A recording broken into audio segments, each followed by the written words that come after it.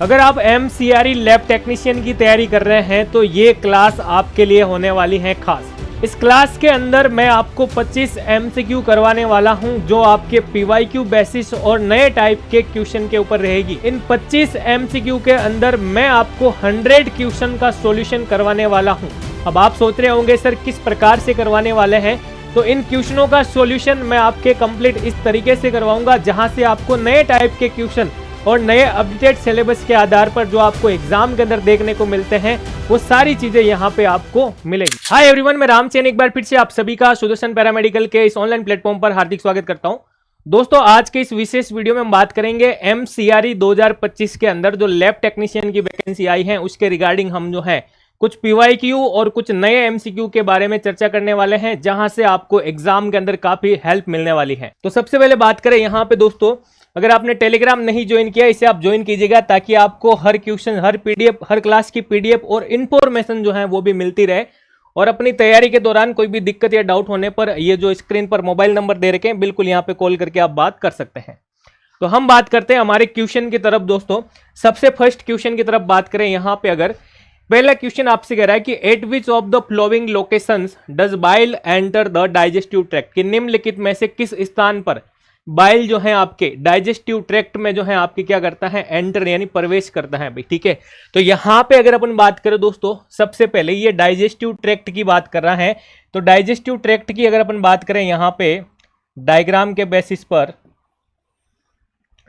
तो ये आ गया आपके स्टोमक। स्टोमक से थोड़ा सा अपन नीचे आते हैं तो हम पहुंच जाते हैं भाई कहाँ पे, स्मॉल इंटेस्टाइन में। और स्मॉल इंटेस्टाइन के अंदर अपन आके देखते हैं तो यहाँ पे अगर अपन बात करें ये वाला पोर्शन तो हो जाता है आपके सर स्मॉल इंटेस्टाइन।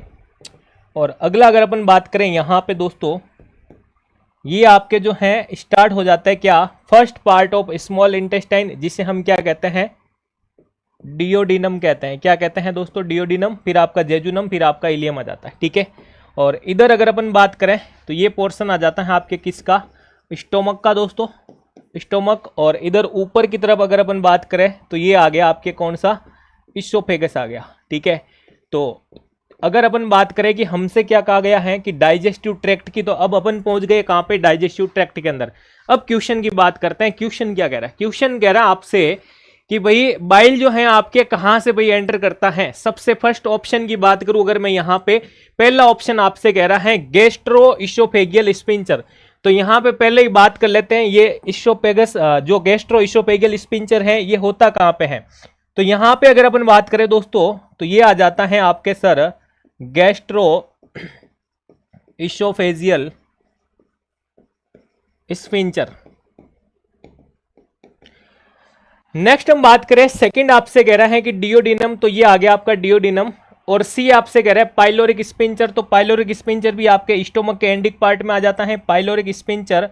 और तीसरा हम अगर बात करें यहाँ पे चौथा, तो जेजुनम वाला पार्ट, जेजुनम आपके यहाँ पे आ जाता है। ठीक है, तो दोस्तों अगर अपन बात करें कि ये जो सर बाइल जूस जो है, अगर अपन बात करें क्या बाइल जूस के बारे में, तो बाइल जूस की अगर अपन बात करें दोस्तों तो ये डियोडिनम से आपके क्या करता है, डाइजेस्टिव ट्रैक्ट के अंदर क्या करता है, एंटर करता है भाई। ठीक है ना। अब बाइल जूस जो है अगर अपन बात करें यहाँ पे इसके प्रोडक्शन की, किसकी बात करें प्यारे दोस्तों, सर यहाँ पे अपने इसके प्रोडक्शन की अगर बात करें, इसके प्रोडक्शन की बात करें, इसके जो है स्टोरेज की बात करें दोस्तों यहाँ पे, तो हम कह सकते हैं कि सर इसका प्रोडक्शन जो होता है वो किसके द्वारा होता है दोस्तों, बाई लीवर। लीवर के द्वारा जो है किसका प्रोडक्शन किया जाता है भाई, बाइल जूस का जो है प्रोडक्शन किया जाता है। और अगर स्टोरेज की अगर अपन बात करें तो ये लीवर से निकलकर फिर हम बात करें यहाँ पे एक जो है पाउच की तरह स्ट्रक्चर होता है जिसे हम क्या कहते हैं सर जिसे हम कहते हैं गोल ब्लैडर। तो ये आपके जो है गोल ब्लैडर के अंदर आकर के क्या होता है, स्टोर हो जाता है दोस्तों, कौन, बाइल। और डाइजेस्टिव ट्रैक्ट में कहां से एंटर करता है, तो डियोडिनम के रास्ते जो है वहां पे ये एंटर करता है। ठीक है, अगर अपन यहां पे बात करें दोस्तों कि भाई ये जो बाइल है, ठीक है ना, ये काम क्या करता है सर, इसके जो है अगर अपन बात करें दोस्तों फंक्शंस की, इसके अगर अपन बात करें फंक्शंस के बारे में कि सर ये जो है काम क्या करता है, तो बाइल जूस क्या काम करता है दोस्तों, बाइल जूस आपके जो है हेल्प करता है फैट के ब्रेकडाउन में। ठीक है ना, फैट्स को वो क्या करता है दोस्तों, स्मॉलर मॉलिक्यूल्स के अंदर तोड़ने का काम करता है। तो help in help in breakdowns of fats. ठीक है भाई, तो बाइल जूस के अंदर बाइल साल्स होते हैं, वो इसका काम करते हैं भाई। ठीक है, तो इस प्रकार से आपको जो है ध्यान रखना है। तो यहाँ पे अगर अपन बात करें दोस्तों, डियोडिनम के रास्ते जो है हम कह सकते हैं ये एंटर करता है दोस्तों। ठीक है, तो बी ऑप्शन आपका जो है यहाँ पे सही हो जाएगा भाई। ठीक है, चले भाई अगला अपन बात करते हैं क्वेश्चन के बारे में कि which of the following terms refers to the pen. निम्नलिखित में से कौन सी शब्दावली जो है वो पेन को दर्शाती, पेन के बारे में जो है बताती। दोस्तों इससे पहले अगर अपन थोड़ी सी बात करें यहाँ पे कि भाई आपके एग्जाम के अंदर अगर अपन टाइप ऑफ क्वेश्चन की बात करें, किसकी बात करें, टाइप ऑफ क्वेश्चंस के बारे में अगर अपन बात करें, तो जो पहला क्वेश्चन मैंने आपको करवाया है उसमें आपको लगा होगा कि ये जो है आपके कंसेप्चुअल या लॉजिकल क्वेश्चन था। ठीक है, लेकिन अगर अपन इसके इस क्वेश्चन की बात करें दोस्तों, तो ये कौन सा क्वेश्चन आ जाएगा सर, ये जो है टर्मिनोलॉजी से क्वेश्चन पूछा गया। किससे क्वेश्चन पूछा गया है, टर्मिनोलॉजी। क्यों, क्योंकि यहाँ पे ऑप्शन के अंदर देखो आपके टर्म्स दे रखे हैं भाई। ठीक है ना, अर्थरालेजिया दे रखा है, अर्टिकेरिया दे रखा है, आपके डिस्प्लेसिया दे रखा है, हेमीप्लेजिया दे रखा है। तो ये सारे के सारे क्या है दोस्तों, ये टर्म है। टर्मिनोलॉजी के क्वेश्चन के रिगार्डिंग भी आपको एक क्वेश्चन देखने को मिलता है।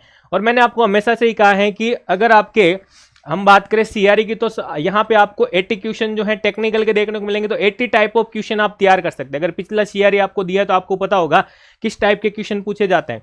तो वो जो है आपको ये सिखा सकता है कि भाई नए टाइप के क्वेश्चन किस प्रकार से किस पैटर्न में जो है आपके बनते हैं भाई दोस्तों। ठीक है, तो अगर अपन बात करें यहाँ पे पेन के रिगार्डिंग, सबसे पहला ऑप्शन कह रहा है आपके अर्थरालेजिया। ठीक है ना, तो अर्थरालेजिया की अगर अपन बात करें दोस्तों, तो इसका मतलब होता है भाई दर्द होना किसके अंदर दोस्तों, हम बात करें जॉइंट्स के अंदर। ठीक है ना, पेन इन जॉइंट्स। ठीक है, तो ये हम कह सकते हैं इसका मतलब होता है आपके पेन इन वन और मोर जॉइंट, यानी एक से ज्यादा जॉइंट्स के अंदर, या फिर एक जॉइंट किसी, जैसे नी जॉइंट की बात करें, कभी कभार कहते हैं ना मेरे जॉइंट्स पेन हो रहा है। ठीक है, तो वो चीज आपके जो है आ सकती है। अगला हम बात करें अर्टिकारिया के बारे में। अर्टिकारिया जो टर्म्स है दोस्तों, ये आपके स्किन से रिगार्डिंग है। किसके रिगार्डिंग है दोस्तों, ये जो है आपके स्किन की एक तरह की कंडीशन हम कह सकते हैं, स्किन कंडीशन कह सकते हैं। ये कैसी कैसी हो सकते हैं, तो इचिंग का नाम आप लोगों ने सुना है, इचिंग हो सकती है, या फिर कभी कभार हम कहते हैं रेडनेस हो गई, तो उसके रिगार्डिंग आपके अर्टिकारिया आ सकता है। अगला आता है डिस्प्लेसिया की। अगर अपन बात करें डिस्प्लेसिया क्या होता है दोस्तों, डिस्प्लेसिया आपके जो है यानी कि सेल और टिश्यू के अंदर कोई ना कोई एबनॉर्मेलिटी हो जाना। क्या हो जाना, किसी भी ऑर्गन की बात करें, किसी भी टिश्यू की बात करें, ठीक है ना, उनके अंदर जो सेल्स पाई जाती है, उस सेल्स के अंदर आपके जो है कोई ना कोई एबनॉर्मेलिटी हो जाना। तो हम यहां पे कह सकते हैं abnormal developments of cells in the tissue, या हम कह सकते हैं किसी ना किसी ऑर्गन्स के अंदर भाई। ठीक है, अगला आता है हेमीप्लेजिया। ठीक है ना, हेमी का मतलब आधा, प्लेजिया का पैरालाइसिस से रिगार्डिंग। तो हम कह सकते हैं कि जब बॉडी के एक साइड के अंदर अगर पैरालाइज का पार्ट हुआ है, यानी पैरालाइज हो गई बॉडी, तो उसे हम हेमीप्लेजिया कहते हैं। तो paralysis on one side of the body. ठीक है ना, paralysis in one side of body. ठीक है, तो ये चीज आपको ध्यान रखनी। तो यहां पे देखो हमसे क्या पूछा गया है, दर्द के रिगार्डिंग। पेन किस में आ रहा है, तो पेन आपका यहां पे आ रहा है, तो आपका जो ए ऑप्शन है दोस्तों, ये आपका जो है यहां पे राइट हो जाएगा दोस्तों। तो पेन के रिगार्डिंग टर्मिनोलॉजी का पोर्शन आपसे पूछा था। ठीक है, नेक्स्ट क्वेश्चन की अगर अपन बात करें यहां पे, calcitonin responsible for calcium metabolism is secretory by. ठीक है, कि कैल्शियम उपापचय के लिए जिम्मेदार कैल्सिटोनिन किसके द्वारा स्रावित होता है। क्वेश्चन सबसे पहले समझ लेते हैं थोड़ा सा। क्वेश्चन आपसे कह रहा है कि अगर आप लोगों को पता है किसके बारे में दोस्तों, कैल्शियम मेटाबॉलिज्म के बारे में। किसके बारे में दोस्तों, कैल्शियम के मेटाबॉलिज्म के बारे में। ठीक है, ये कह रहा है कि कैल्सिटोनिन जो है आपके, वो कैल्शियम मेटाबॉलिज्म के लिए रेस्पॉन्सिबल होता है। तो ये आ गया आपका कैल्सिटोनिन। मैथ की तरह सोल्व कर सकते हैं। अब देखो वापस पढ़ो, कैल्सिटोनिन कैल्शियम मेटाबॉलिज्म के लिए जो है आपका क्या होता है, रेस्पॉन्सिबल होता है। तो ये कह रहे हैं कि इस कैल्सिटोनिन को सीक्रेट करने वाले, स्त्रावित करने वाले, ठीक है ना, कौन है, तो सीक्रेटेड बाई, बस ये क्वेश्चन पूछा है कि आपको बताना है इसको किसके द्वारा स्रावित किया जाता है। तो ऑप्शन में 1 नंबर पे हैं आपके एड्रिनल, पैराथायराइड, पीनियल और थायराइड ग्रंथि। ठीक है, तो ग्लैंड्स का क्वेश्चन है, कैल्सिटोनिन के बारे में पूछ रहा है आपसे। तो अगर अपन यहाँ पे बात करें दोस्तों कैल्सिटोनिन के बारे में, ठीक है ना, तो कैल्सिटोनिन आपके जो है थायराइड ग्लैंड्स के द्वारा निकाला जाता है। लेकिन कभी कभार ग्लैंड्स का ना पूछकर आपसे सेल्स के बारे में भी पूछा जा सकता है। तो दोस्तों आप लोगों को यहाँ पे याद रखना है कि थायराइड ग्लैंड्स के अंदर भी वो कौन सी कोशिका है जो इसका सिक्रेशन करती हैं दोस्तों, तो पैराफोलिकुलर सेल्स होती, वो कौन होती हैं दोस्तों, तो यहाँ पे अगर अपन बात करें parafollicular cells of thyroid glands, thyroid glands, ठीक है ना।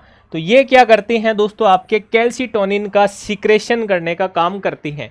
तो यहां पे आपका डी ऑप्शन राइट हो जाएगा। क्या हो जाएगा, डी ऑप्शन जो है आपका वो राइट हो जाएगा दोस्तों। ठीक है, तो अगर मैं आपसे पूछूं कि अगर कैल्सिटोनिन जो है आपके कैल्शियम के अलावा और किसका मेटाबॉलिज्म करवाता है, तो ये आपके जो है इसके अलावा हम बात करें भाई फोस्फेट का भी करवाता है। किसका करवाता है, फोस्फेट मेटाबॉलिज्म का काम भी ये करता है। ठीक है भाई, तो ये सारी चीजें आपको जो है कैल्सिटोनिन के रिगार्डिंग जो है याद रखनी चाहिए और यहाँ पे आपका डी ऑप्शन जो है वो राइट हो जाएगा। तो नेक्स्ट क्वेश्चन की तरफ अपन चलते हैं। अगला क्वेश्चन क्या कहता है कि GOD POD method is used for the estimation of serum, कि हम यहाँ पे कह सकते हैं कि भाई ये जो जीओडी पीओडी मेथड है इसका उपयोग किस सीरम घटक के आकलन यानी डिटर्मिनेशन एस्टिमेशन के लिए किया जाता है, ग्लूकोज, यूरिया, क्रेटिनाइन या कैल्शियम। तो सबसे पहले देखो अपन बात करें दोस्तों यहां पे जीओडी और पीओडी, इसके बारे में अगर अपन बात करें दोस्तों तो जीओडी का मतलब क्या होता है। जीओडी का मतलब अगर अपन बात करें दोस्तों तो जीओडी का मतलब होता है ग्लूकोज ऑक्सीडेज। क्या होता है दोस्तों, ग्लूकोज ऑक्सीडेज। तो एक तो ये ध्यान रखना है सबसे पहले टेस्ट के अंदर ग्लूकोज ऑक्सीडेज, ठीक है, और पूरा नाम क्या हो जाएगा फिर ग्लूकोज ऑक्सीडेज पर ऑक्सीडेज। ठीक है, तो ये तो हो गया आपके पूरा टेस्ट का नाम, ग्लूकोज ऑक्सीडेज पर ऑक्सीडेज टेस्ट। अब हम बात करें दोस्तों ये किसके लिए करवाया जाता है, तो दोस्तों ये जो है आपके एक प्रकार का क्या होता है सर, एक प्रकार का एंजाइमेटिक टेस्ट होता है। क्या होता है, एंजाइमेटिक, ऐसे कह सकते हैं ना, एंजाइमेटिक ऐसे यह टेस्ट होता है जो किसके लिए करवाया जाता है, तो सर ये करवाया जाता है कि सर जो हमारा ब्लड सैंपल है, ठीक है ना, जो सीरम है या जो ब्लड सैंपल है उसके अंदर ग्लूकोज की कंसंट्रेशन का डिटर्मिनेशन यानी उसका निर्धारण करने के लिए करवाया जाता है। ठीक है ना, तो इसका उपयोग अगर अपन बात करें दोस्तों ब्लड सैंपल या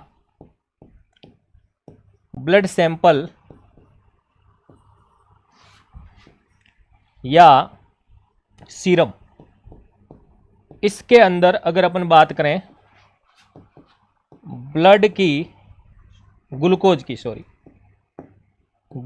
की क्या देखने के लिए करवाते हैं, कंसंट्रेशन। ठीक है भाई, तो ब्लड सैंपल या सीरम के अंदर ग्लूकोज की कंसंट्रेशन का डिटर्मिनेशन करने के लिए अपन जीओडी पीओडी या ग्लूकोज ऑक्सीडेज या फिर हम बात करें पर ऑक्सीडेज मेथड का यूज करते हैं। तो यहां पे आपके ग्लूकोज जो है वो राइट आंसर हो जाएगा दोस्तों, ए ऑप्शन की अगर अपन बात करें।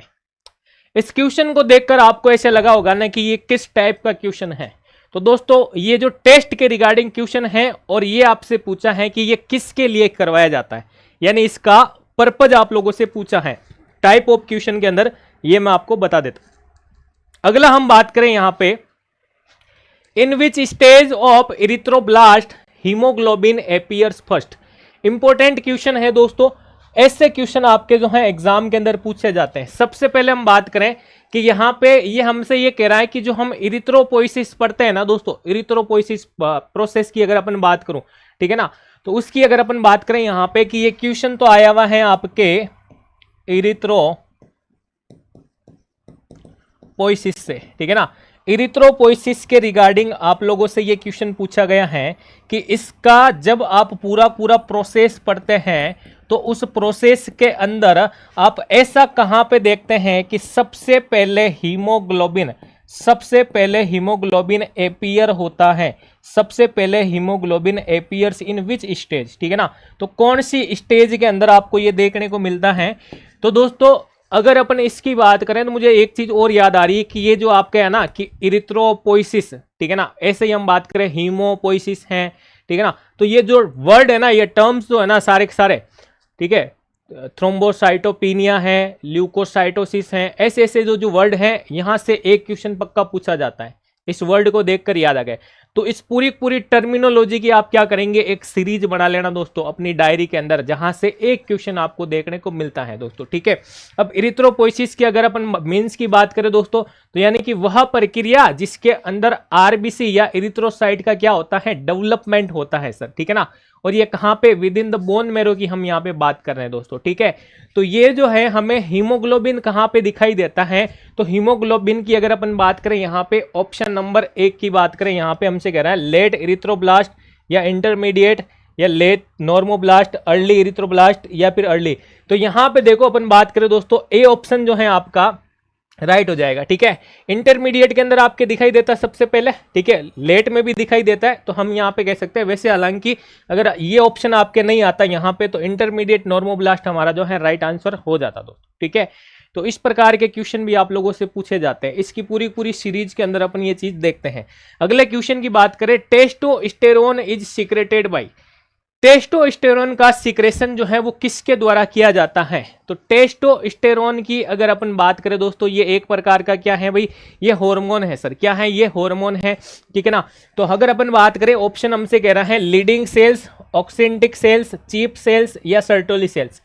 अगर इस क्वेश्चन के आंसर का पता लगाना है ना, तो ये जितनी भी सेल्स आपसे दे रखे हैं, इन सेल का लोकेशन पता कर लो। क्या पता कर लो, इनका लोकेशन पता कर लो। तो अगर अपन इन सेल का, इन सभी सेल्स का लोकेशन देखें दोस्तों, इन सभी सेल का लोकेशन अगर अपन देखें, सबसे पहले अपन बात कर लेते हैं यहाँ पे लीडिंग सेल्स का, ठीक है ना।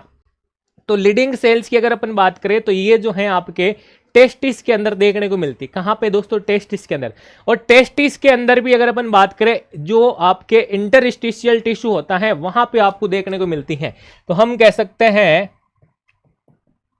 टेस्टिस में इंटरस्टिशियल टिश्यू के अंदर ये आपके देखने को मिलती हैं भाई, ठीक है। नेक्स्ट हम बात करें यहां पे दोस्तों, सेकंड आती है ऑक्सिंटिक सेल्स। ऑक्सिंटिक कोशिकाओं के बारे में अगर अपन बात करें दोस्तों, ये एक प्रकार की क्या होती हैं, जिसे हम पेराइटल सेल्स भी कहते हैं। क्या कहते हैं, सबसे पहले तो हम लिख देते हैं यहाँ पे सर, इन्हें हम जो है पेराइटल सेल्स भी कहते हैं। क्या कहते हैं, पेराइटल सेल्स। और ये आपके जो है स्टोमक के अंदर देखने को मिलती हैं, स्टोमक के अंदर आपके देखने को मिलती हैं। अगला हम बात करें यहाँ पे चीप सेल्स के बारे में। किसके बारे में बात करें, चीप सेल्स के बारे में। ये चीप सेल्स भी दोस्तों आपके जो हैं, हम बात करें स्टोमक में पाई जाती हैं, और इसके अलावा पैराथायराइड ग्लैंड्स के अंदर भी पाई जाती है, ठीक है ना। तो ये आपके पाई जाती हैं स्टोमक एंड पैराथायराइड ग्लैंड्स में पाई जाती हैं दोस्तों, ठीक है।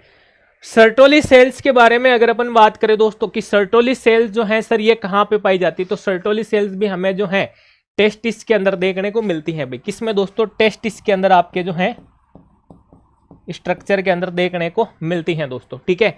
तो यहां पे अगर अपन बात करें, अब इनका लोकेशन पता चल गया, तो सर हम कह सकते हैं कि सर इनका और इसका तो कोई रिलेशन नहीं है, बी और सी तो आएगा नहीं। लेकिन यहां पे सर इन दोनों के अंदर हमें अगर बताना चाहिए, तो लीडिंग सेल्स की हम बात करें यहाँ पे दोस्तों, लीडिंग सेल जो है आपके किसका जो है सीक्रेशन करती हैं, टेस्टोस्टेरोन का जो है सीक्रेशन करती हैं दोस्तों, ठीक है। ये चीज आपको ध्यान रखना है। अच्छा, लीडिंग सेल जो ये सीक्रेशन कर रही हैं, इसका स्टिमुलेशन कौन करता है, स्टिमुलेशन कौन सा हार्मोन करता है, कभी कभार आपसे ये भी पूछा जा सकता है। तो देखो मैंने कहा ना, एक क्वेश्चन के अंदर अपन काफी सारे नए क्वेश्चन भी तैयार कर सकते हैं। तो वैसे ही अपन जो है बात कर रहे हैं कि भाई इसको जो है स्टिमुलेट करने वाला कौन है। तो प्यारे दोस्तों, आप लोगों को पता होगा कि स्टिमुलेट करने वाले की जब भी बात आती है, तो हम बात करते हैं हमारे पिट्यूटरी ग्लैंड्स वाले हार्मोन, ठीक है ना। तो पिट्यूटरी ग्लैंड से एक LH हार्मोन जो है वो निकलता है। कौन निकलता है दोस्तों, अगर अपन इसकी बात करें कि सर इसको जो है स्टिमुलेट करता है, यानी स्टिमुलेटेड बाई LH हार्मोन जो कहाँ से रिलीज होता है, रिलीज्ड फ्रॉम मास्टर ग्लैंड या पिट्यूटरी ग्लैंड्स, मास्टर ग्लैंड्स या पिट्यूटरी ग्लैंड से आपके जो है रिलीज होता है ये LH, जिसे हम क्या कहते हैं, ल्यूटिनाइजिंग हार्मोन, ल्यूटिनाइजिंग हॉर्मोन्स। ठीक है भाई, तो ये आपके जो हैं इसको स्टिमुलेट करने का काम करता है। एक और चीज आपको यहाँ पे याद रखनी चाहिए। अगला आता है दोस्तों यहाँ पे और क्या चीजें याद रखनी है, और आप याद रख सकते हो दोस्तों यहाँ पे, अगर अपन बात करें ऑक्सिंटिक सेल्स के बारे में, ऑक्सिंटिक सेल्स के बारे में अगर अपन बात करें तो ये जो है दोस्तों आपके डाइजेस्टिव ट्रैक्ट के अंदर, स्टोमक के अंदर भी पर्टिकुलर कहाँ पाई जाती हैं, तो ये हम कह सकते हैं सर स्टोमक के फंडस और बॉडी रीजन वाले पार्ट्स में पाई जाती है। ठीक है ना, मैं यहां पे लिख रहा हूं स्टोमक के, एक तो बॉडी रीजन और दूसरा आपके फंडस वाले पार्ट में, फंडस वाले पार्ट में देखने को मिलती हैं भाई। ठीक है, ये भी ऐड कर सकते हैं। ठीक है, तो इस प्रकार से जो है आपको याद रखनी है ये सारी चीजें दोस्तों। ठीक है भाई, चलें अपन अगली बात पे। अगली बात पे चलने से पहले एक और मैं बात कर लेता हूं कि भाई ये जो आपके सर्टोली सेल्स है ना, इनको और क्या कहते हैं, कमेंट्स करके बताना है। सर्टोली सेल्स को और क्या कहा जाता है, कमेंट्स करके आपको बताना है। अच्छा, ये जो MCQ की क्लास जो है ये आपको कैसी लग रही है, जो मैं आपको टाइप ऑफ क्वेश्चन के साथ साथ आपके खूब सारी चीजें भी बता रहा हूं, अगर आपको बढ़िया लग रही है तो आप कमेंट करके बताएं कि सर ये रिकॉर्डेड के फॉर्मेट में नहीं, लाइव सेशन के अंदर जो है ली जाए। तो बिल्कुल हम MCRE की अगर बात करें दोस्तों, यहाँ पे आपके अगर ऑलमोस्ट अपन आज के बाद बात करें तो आपके 35 डेज अपन तैयारी के मान सकते हैं। ठीक है ना, तो 35 डेज कौन कौन जो है लाइव सेशन के साथ अपनी तैयारी के लिए तैयार हैं, कमेंट करके बताएं। अगर आप लोग जो हैं इच्छुक हैं पढ़ने के, ठीक है ना, तो मैं आपको लाइव सेशन यूट्यूब के माध्यम से भी जो है MCQ की तैयारी भी करवा सकता हूं, जिसमें अपन PYQ और नए नए MCQ के बारे में बात कर लेंगे भाई। ठीक है, चलो अगला आता है आपके लेविथनल्स मीडियम इज स्पेसिफिक फॉर। सबसे पहले हमसे पूछा गया कि ये जो मीडियम है ये किसके लिए स्पेसिफिक है, तो यहां पे अगर अपन बात करें दोस्तों लेविथनल्स मीडियम, ठीक है, ये किसके लिए जो है आपके स्पेसिफिक है, हमसे ये पूछा है भाई। ठीक है, स्यूडोमोनास विब्रियो, ठीक है ना, स्यूडोमोनास विब्रियो नाइजेरिया या हीमोफिलिस। ठीक है, तो ये जो लेविथनल माध्यम होता है दोस्तों, ये सीधा साधा हम कह सकते हैं कि भाई इसका अपन यूज करते हैं किसके लिए, कल्टीवेशन ऑफ हीमोफिलस, ठीक है ना, स्पीसीज के लिए। तो ये चीज आपको जो है याद रखनी है। ठीक है ना, हीमोफिलिस जो है इसका राइट आंसर हो जाएगा दोस्तों। ठीक है, हाँ, बैक्टीरियल के अंदर जो हम ये सारी चीजें जो है पढ़ते हैं, इसके अंदर आपको पता होगा हम दो फैक्टर्स की भी बात करते हैं, फैक्टर यहाँ पे X और फैक्टर V की जो हम बात करते हैं, इसके अंदर हम जो है जब ये पढ़ते हैं तो 2 फैक्टर्स की भी बात करते हैं, 2 फैक्टर्स की भी बात करते हैं, जिसमें अगर अपन बात करें फैक्टर X और V, इन दोनों के बारे में जो है अपन चर्चा भी करते हैं। ठीक है, तो ये चीज आपको जो है याद रखनी चाहिए दोस्तों। ठीक है ना, एक प्रकार का क्या है कल्चर मीडिया, और कल्चर मीडिया के अंदर ये सारी चीजें अपन देखते हैं भाई। ठीक है, अगला हम बात करें यहाँ पे blood for transfusion should be store as, कि ट्रांसफ्यूजन के लिए जो ब्लड होता है उसको कितने डिग्री टेम्परेचर पर जो है स्टोर करके रखा जाता है, कितने डिग्री टेम्परेचर पर जो है आपके स्टोर करके रखा जाता है। तो यहाँ पे अगर अपन बात करें, ठीक है ना, स्टोर की, ठीक है, तो इसमें हम कह सकते हैं भाई ए ऑप्शन कह रहा है 2 से 4 डिग्री, ठीक है, 22 से 24, 0 या 37 डिग्री। तो भाई ऑप्शन ए जो है लगभग जो है हमारा हम कह सकते हैं सर 2 से 4 डिग्री जो है वो क्या हो जाएगा भाई, राइट आंसर हो जाएगा। ठीक है ना, तो 2 से 4 डिग्री ऑप्शन में। अब देखो ये बहुत सिंपल क्वेश्चन है, लेकिन इस प्रकार के क्वेश्चन आपके एग्जाम के अंदर देखने को मिलते हैं दोस्तों। ठीक है, तो ये चीज आपको याद रखनी है। अच्छा, एक चीज और कह सकते हो कि सर 2 से 4 डिग्री पर ही क्यों स्टोर किया जाता है, why is blood store at 4 degree, ये भी आपको बताना है भाई। ठीक है ना, कि why blood is store at 4 degree. ठीक है, ये इसका आंसर भी आप कमेंट करके बताएंगे। कभी कभार पूछा जा सकता है कि भाई इतने डिग्री पर तो किया जाता है, लेकिन क्यों किया जाता है भाई, क्या कारण क्या है ना। हाँ बिल्कुल, कभी कभार होता है ना कि तुम लोग कहते हो कि मैं उसके बिना नहीं रह सकता, भाई क्यों नहीं रह सकते, कारण क्या है ऐसा, है ना। तो कारण पूछता है भाई, बताने का बिल्कुल कमेंट करके।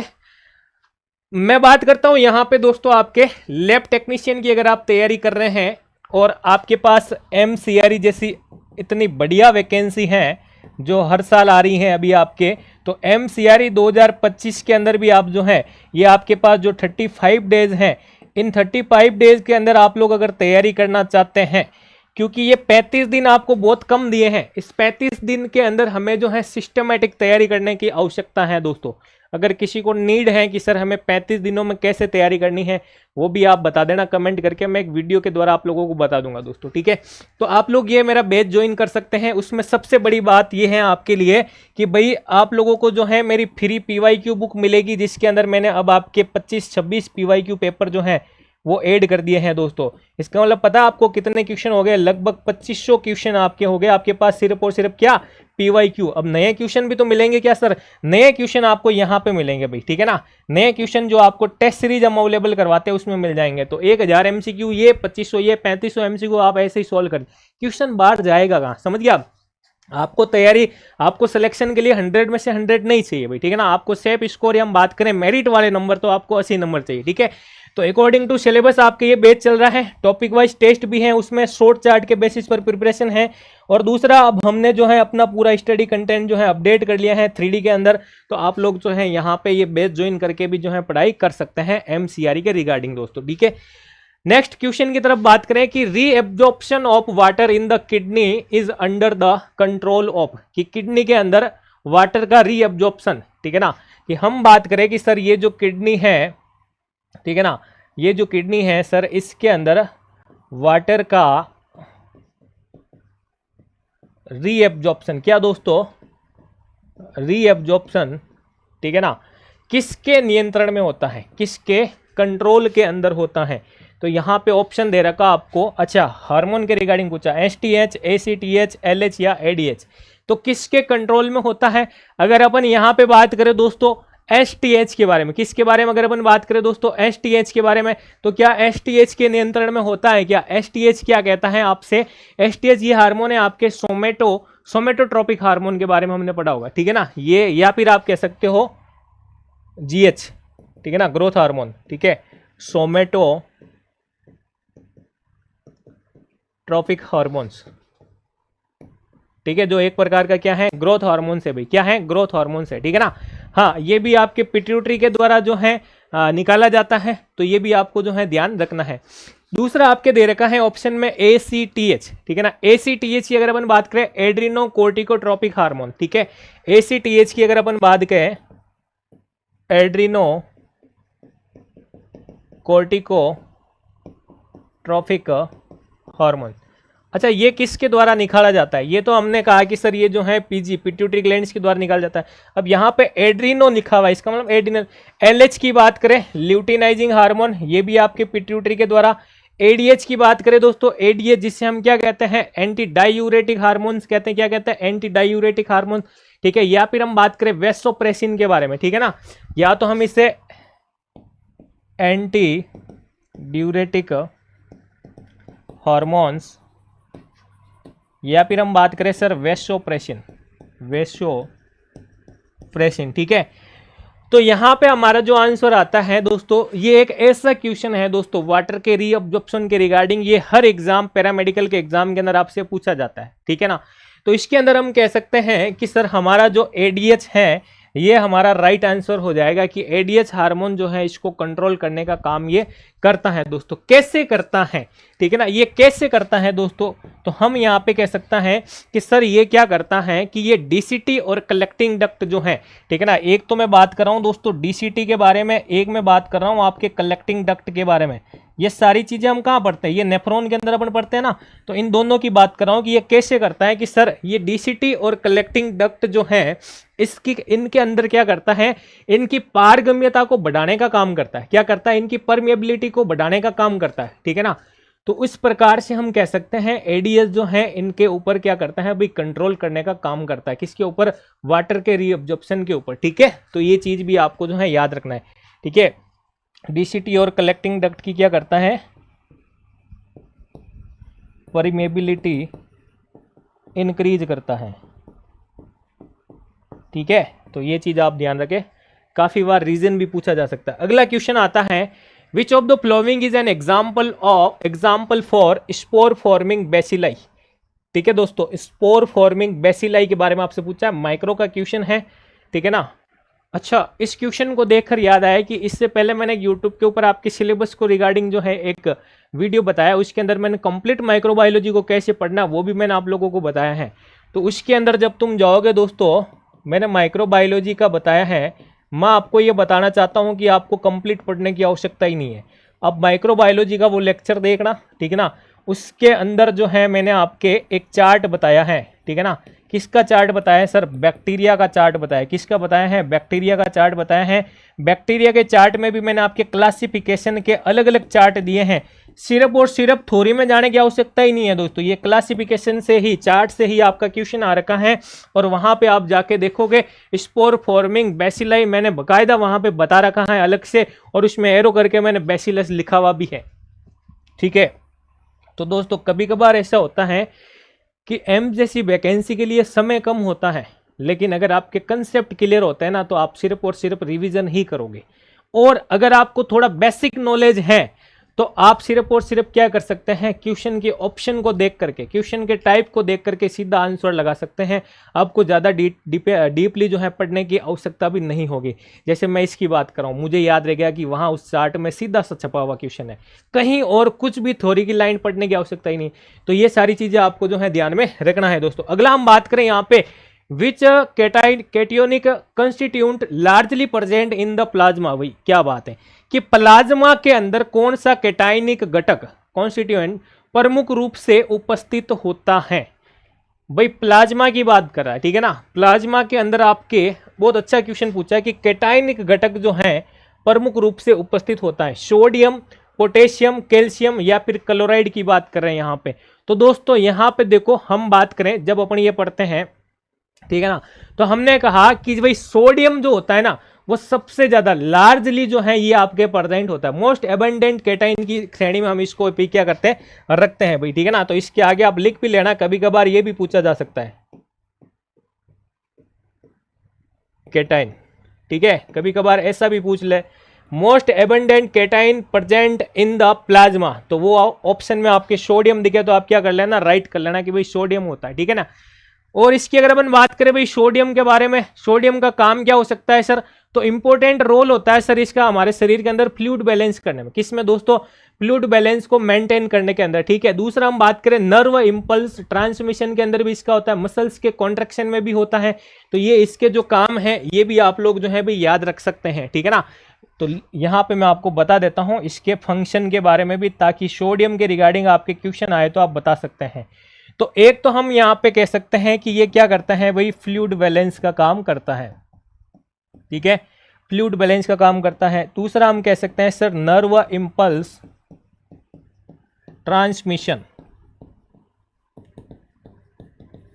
काम करता है। तीसरा हम कह सकते हैं यहाँ पे मसल्स कॉन्ट्रैक्शन, मसल्स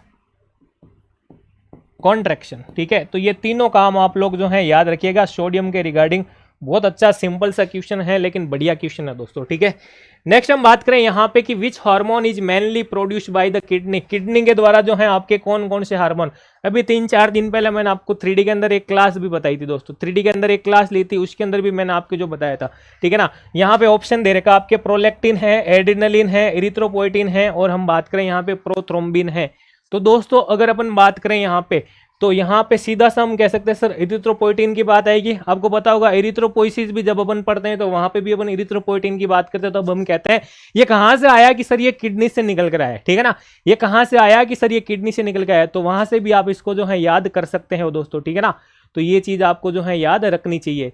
उस समय अपन जब इसको पढ़ते हैं तब अपन कहते हैं कि ये स्टिमुलेट करता है, क्या स्टिमुलेट करता है, आरबीसी के प्रोडक्शन को, किसके अंदर दोस्तों, बोन मैरो के अंदर। तो ये भी आप याद रख सकते हो कि ये स्टिमुलेट करता है, ठीक है ना, RBC production in the bone marrow, in the bone marrow. Bone marrow के अंदर आरबीसी के प्रोडक्शन को क्या करता है भाई, हाँ, कि सर स्टिमुलेट करने का काम भी ये करता है। इरिथ्रोपोइटिन के अलावा अगर अपन बात करें तो सर कैल्सिट्रॉल भी आ जाता है, रेनिन भी आ जाता है, ठीक है ना। तो ये भी लिख लो आप यहाँ पे, ठीक है। इसके अलावा रेनिन भी आ गया,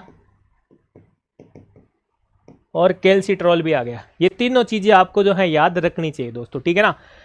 अच्छा, इन तीनों को अगर मैं आपसे कहूं कि और किस नाम से जाना जा सकता है, तो हम कह सकते हैं यहाँ पे 1,25, कभी कभार आपसे पूछा जाता है 1,25 डी हाइड्रोक्सी विटामिन D3 के नाम से भी जो हम इनको जाना जा सकता है भाई, ठीक है। तो इतना डीपली नहीं जाना, हालांकि अपन जो है ये सारी चीजें पढ़ते भी हैं वैसे तो, ठीक है। चलेगा, अगले क्वेश्चन की अगर अपन यहाँ पे बात करें, the blood levels of urea and creatinine indicate the function of which part of the nephron. हमसे क्या पूछा गया है, हमसे पूछा गया है दोस्तों यूरिया एंड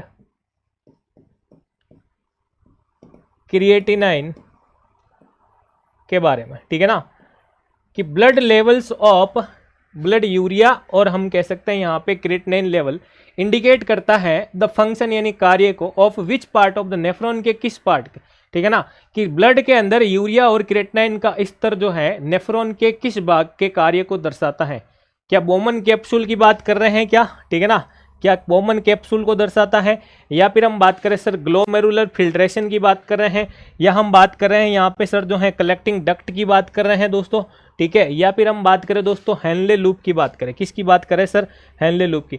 तो यहाँ पे अगर अपन कहें दोस्तों कि भाई यूरिया और क्रिएटिनिन की जब भी बात आती है, ठीक है ना, तो यहाँ पे हम कह सकते हैं कि सर ये जो दर्शाता है ये किसके कार्य को दर्शाता है, तो ये नेफ्रॉन के अंदर हम कह सकते हैं फिल्ट्रेशन को दर्शाता है। किसको दर्शाता है दोस्तों, फिल्ट्रेशन को दर्शाता है। अच्छा, नेफ्रॉन के रिगार्डिंग और अगर आपसे पूछे तो ये आपके किडनी की क्या होती है भाई, बेसिक और हम कह सके स्ट्रक्चरल जो है वो क्या होती है भाई, यूनिट होती है, ठीक है ना, जो क्या करवाती है सर, रेस्पॉन्सिबल होती हैं फिल्ट्रेशन करने के लिए, ठीक है ना, फिल्टरिंग ऑफ ब्लड, और प्रोड्यूस करती है क्या, यूरिन का, ठीक है। तो ये भी आप लोगों को जो है वो याद करना है। अगला हम बात करें यहाँ पे, in which form carbon dioxide is transported in the blood, कि रक्त में CO2 किस रूप में प्रभावित होती है, कि भाई ब्लड के अंदर आपसे पूछा है, ठीक है ना, ब्लड के अंदर आपसे पूछा है कि जो CO2 है, ठीक है ना, वो कौन से फॉर्म के अंदर जो है आपके प्रवाहित होती है।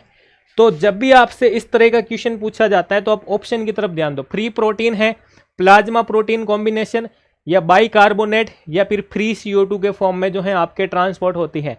तो दोस्तों यहाँ पे अगर अपन बात करें दोस्तों इस क्वेश्चन के अंदर कि भाई ब्लड के अंदर जब भी CO2 की बात आती है, तो यहाँ पे आपको क्या करना है कि 3 मेन फॉर्म होती है दोस्तों, कितने, 3 मेन फॉर्म्स होती हैं दोस्तों। यहाँ पे अगर मैं बात करूं तो 3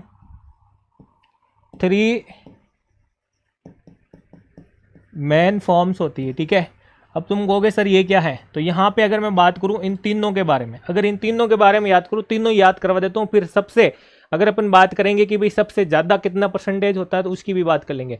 तो यहाँ पे हम कह सकते हैं ये डिसोल्व होती हैं इन प्लाज्मा में, ठीक है, हीमोग्लोबिन के साथ बाउंड होके भी जा सकती हैं, या फिर हम बात करें बाइकार्बोनेट के फॉर्म में भी। तो सबसे ज्यादा अगर आपसे पूछे बाइकार्बोनेट के फॉर्म में तो 70%, हीमोग्लोबिन के साथ बॉन्ड होकर अगर बात करें तो लगभग 20%, और अगर अपन बात करें दोस्तों प्लाज्मा के अंदर डिसोल्व होके तो अगर लगभग बात करें 7 से 10%। ये सारी चीजें आपको याद रखनी है दोस्तों, ठीक है ना। तो 70% की हमने बात की है दोस्तों, किसके अंदर, यहाँ पे 70% की हमने बाइकार्बोनेट के अंदर। तो ये आपका सी ऑप्शन यहाँ पे जो है राइट हो जाएगा भाई, ठीक है। इसके अलावा आप लोग जो है इसको हम पढ़ते हैं ना दोस्तों कि अबाउट लगभग जो है 70% CO2 is converted to bicarbonate in RBC by the carbonic anhydrase. ये सारी चीज हमने कहाँ पढ़ी है, ये हम NCERT की लाइन के NCERT के अंदर भी पढ़ते हैं। नीट की प्रिपरेशन की होगी तब आपको पता होगा दोस्तों, ठीक है ना। तो ये सारी चीजें आपको जो है ध्यान रखनी है। बाइकार्बोनेट के फॉर्म में जो है आपके हम कह सकते हैं कि ये परिवहित होती है या ट्रांसपोर्ट होती है। विच of the flowing organs does content bundle of his, ठीक है ना, बंडल ऑफ हिज की यहाँ पे अपन बात कर रहे हैं, जो कहाँ पे पढ़ते हैं भाई इसको, सीवियस सिस्टम जब अपन पढ़ते हैं, और वहाँ पे भी हम क्या पढ़ते हैं दोस्तों, कंडक्टिंग सिस्टम ऑफ हार्ट जब पढ़ते हैं, क्या पढ़ते हैं, कंडक्टिंग सिस्टम ऑफ हार्ट पढ़ते हैं, कंडक्टिंग सिस्टम ऑफ हार्ट जब अपन पढ़ते हैं तब ये सारी चीज वहाँ पे आती है, ठीक है ना। तो हार्ट मैंने बोल ही दिया है, कंडक्टिंग सिस्टम ऑफ हार्ट जब पढ़ते हैं तो वहाँ पे ये आ जाता है दोस्तों, ठीक है ना। हाँ, वहाँ पे हम पढ़ते हैं ना ऐसे नोड के बारे में पढ़ते हैं, AV नोड के बारे में पढ़ते हैं, ऐसे node, AV node, bundle of his, और कौन से फाइबर, पुरकिंजे फाइबर। ये 4 चीजें, 4 स्ट्रक्चर के बारे में अपन जो है वहां पे देखते हैं भाई, ठीक है। तो ये चीज आपको याद रखनी है। अगला आता है कि which of the following cells in CNS does perform the phagocytosis action. भाई ये न्यूरोग्लिया वाला जो पोर्शन है ना, मैं अभी भी कह रहा हूं आपको, ये न्यूरोग्लिया वाला पोर्शन मैंने आपको 3D के बेसिस भी पढ़ा रखा है। और ये न्यूरोग्लिया वाला क्वेश्चन जो आपसे कोई भी एग्जाम में पूछा जाता है, आप लोगों को पता होगा, तो इसमें आप लोगों को ये याद भी रखना है। मैंने नर्वस सिस्टम की क्लास भी करवा रखी है यूट्यूब के ऊपर, सीएनएस और पीएनएस के रिगार्डिंग ऐसे चार्ट बना के मैंने वहां पे पढ़ाया है कि भाई जो है आपके सीएनएस के अंदर तो कौन कौन सी पाई जाती हैं और पीएनएस के अंदर जो है आपके कौन कौन सी पाई जाती है। तो अगर अपन न्यूरोग्लिया के अंदर बात करें, इन सेल्स के अंदर अपन बात करें दोस्तों सीएनएस के रिगार्डिंग, तो एपेंडाइमल सेल्स होती हैं सीएनएस के अंदर। किसके अंदर दोस्तों? एपेंडाइमल सेल्स होती हैं एक तो, ठीक है ना। एपेंडाइमल्स के अलावा अगर अपन बात करें सीएनएस के अंदर, तो यहां पे हम कह सकते हैं ओलिगोडेंड्रोसाइट्स, ओलिगोडेंड्रोसाइट्स, साइट्स का मतलब सेल। इसके अलावा अगर सीएनएस के अंदर अपन और बात करें दोस्तों, तो और हम कह सकते हैं sir microglial cells, microglial cells. इसके अलावा आप लोगों को पता होगा कि एक स्टार शेप के अंदर सेल्स होती हैं जिसे हम क्या कहते हैं? एस्ट्रोसाइट्स, एस्ट्रोसाइट्स आ जाती है, ठीक है। तो ये सारी की सारी 4 सेल्स होती है भाई सीएनएस के अंदर, ठीक है। पीएनएस की अगर मैं बात करूं यहां पे, पीएनएस के अंदर कौन कौन सी सेल्स आ जाती है? तो पीएनएस में फिर आपके 2 ही बच गई, एक तो आपकी ये स्वान सेल्स आ गई, ठीक है ना, और इसके अलावा एक आ जाती है आपके सैटेलाइट सेल्स, ठीक है ना। तो एक तो आप याद रखें ये स्वान सेल्स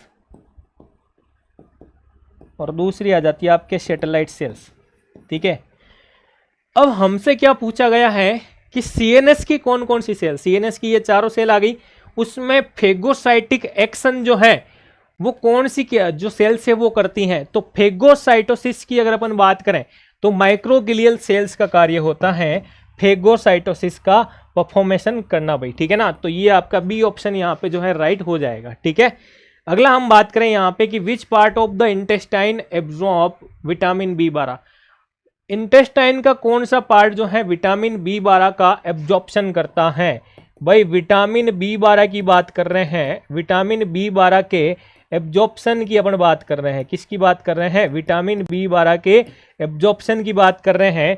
जेजुनम, स्टोमक, डियोडिनम और इलियम। तो इसने कहा कि इंटेस्टाइन का कौन सा पार्ट, तो स्टोमक इंटेस्टाइन का पार्ट ही नहीं है, तो अब एक ऑप्शन तो हमारा गलत हो गया। जेजुनम, डियोडिनम और इलियम। अब हमारे पास में कितने ऑप्शन है? 3 ऑप्शन है। तो हम कह सकते हैं कि सर जो इलियम होता है ना, जिसे हम क्या कहते हैं? Last part of small intestine, या हम कह सकते हैं terminal part of small intestine, terminal part of small intestine. Ileum जो है हमारा क्या हो जाएगा सर? राइट आंसर हो जाएगा, क्योंकि इलियम के अंदर हम कह सकते हैं कि यहाँ पे सर विटामिन B12 का एब्जॉर्प्शन होता है दोस्तों, ठीक है। इसके अलावा हम कह सकते हैं दोस्तों आपके कि ये जो एब्जॉर्प्शन होता है यहाँ पे, इसको जो है आपके कौन सी प्रोटीन के द्वारा जो है आपके फैसिलिटेट किया जाता है? कौन सी प्रोटीन के द्वारा आपके जो है फैसिलिटेट किया जाता है? अगर अपन बात करें तो वो आ जाएगा आपके स्टोमक के द्वारा जो रिलीज होती हैं, जिसे हम क्या कहते हैं? स्टोमक के द्वारा जो प्रोड्यूस होती हैं, जिसे हम क्या कहते हैं? इंट्रिंसिक फैक्टर कहते हैं। क्या कहते हैं दोस्तों? इंट्रिंसिक फैक्टर, ठीक है, produced by stomach, produce by stomach, जो इसको क्या करती है? फैसिलिटेट, ठीक है। तो ये चीज आपको भाई याद रखनी चाहिए, यहां पे ये इंपॉर्टेंट है। नेक्स्ट आता है दोस्तों यहाँ पे which of the following is a filamentous fungi, ठीक है ना, कि इसमें से आपके माइक्रो का क्वेश्चन है, फिलामेंटस फंगाई कौन सा है। अब यहाँ पे देखो मैंने क्या पूछा है? एग्जाम्पल का क्वेश्चन पूछा है। क्या पूछा है दोस्तों? एग्जाम्पल्स का क्वेश्चन पूछा है। और एग्जाम्पल का क्वेश्चन हमेशा मैं कहाँ पढ़ाता हूँ? चार्ट के अंदर। तो चार्ट से सीधा क्वेश्चन छपा हुआ, ये PYQ है कोई ना कोई एग्जाम का।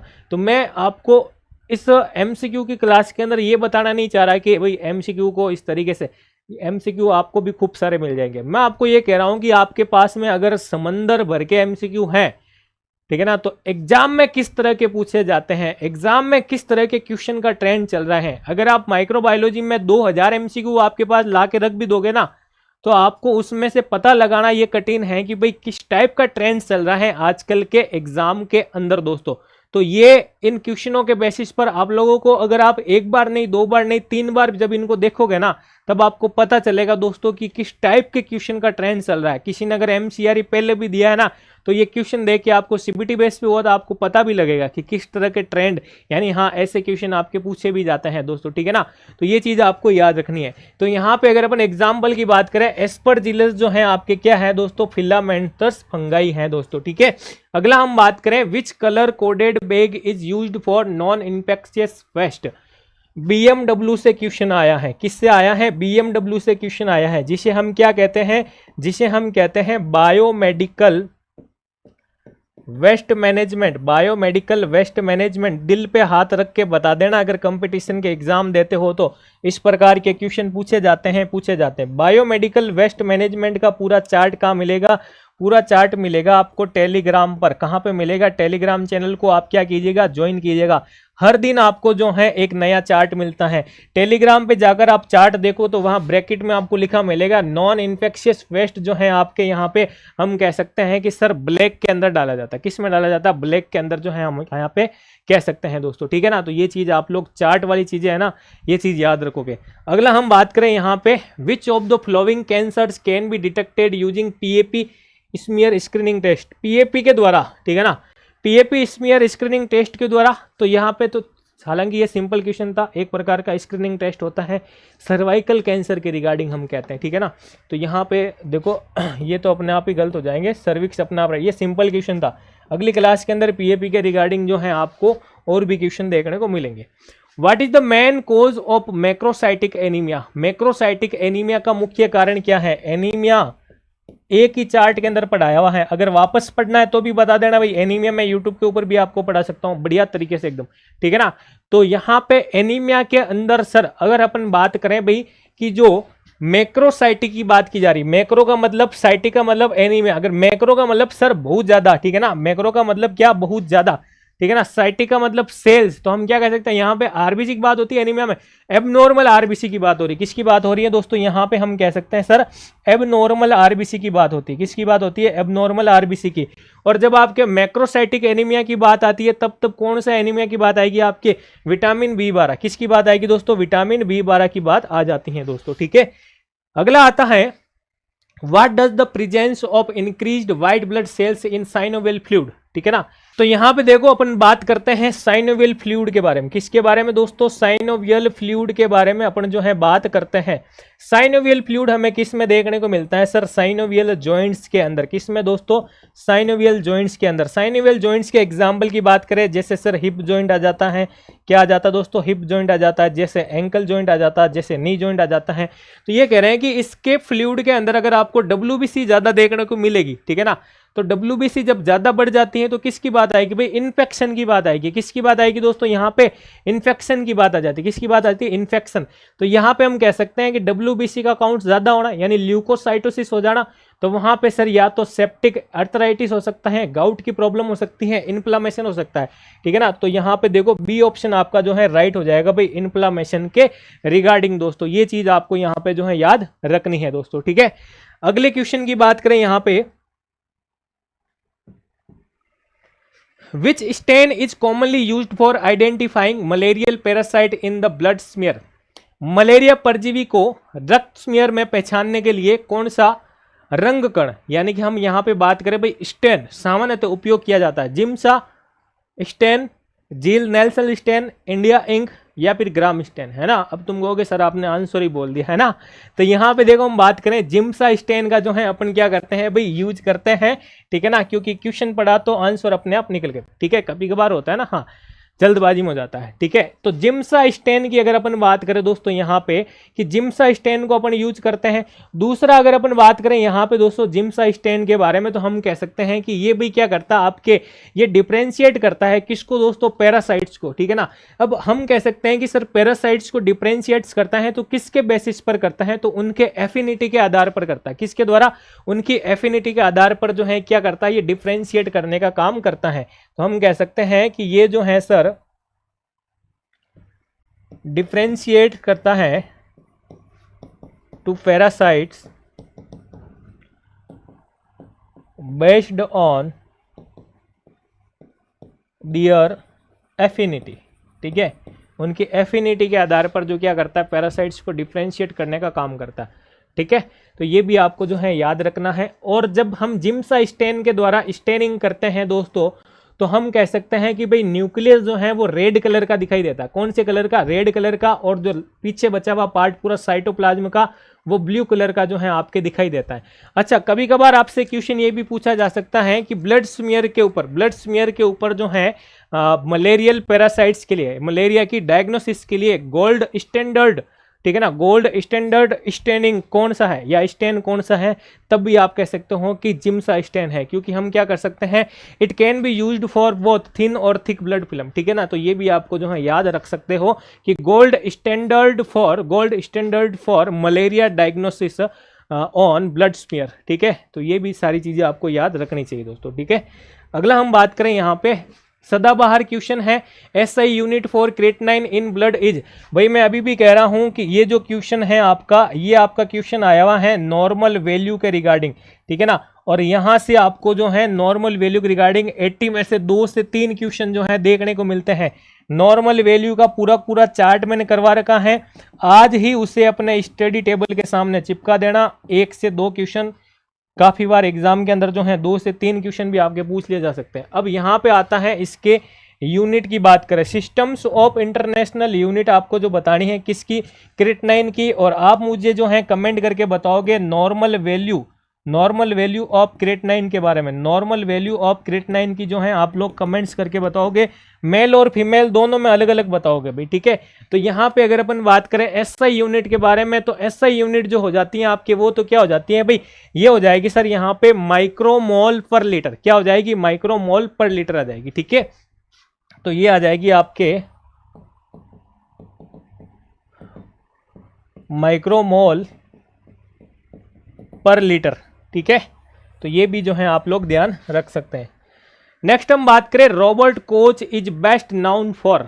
रॉबर्ट कोच के बारे में दोस्तों मैंने अभी आपसे कहा ही था कि माइक्रो को कैसे पढ़ना चाहिए, उस माइक्रो को कैसे पढ़ने चाहिए वाली क्लास के अंदर ही मैंने आपको कहा कि हिस्ट्री ऑफ माइक्रोबायोलॉजी के अंदर अपन रॉबर्ट कोच का पूरा पार्ट जो है वो वहाँ से पढ़ते हैं।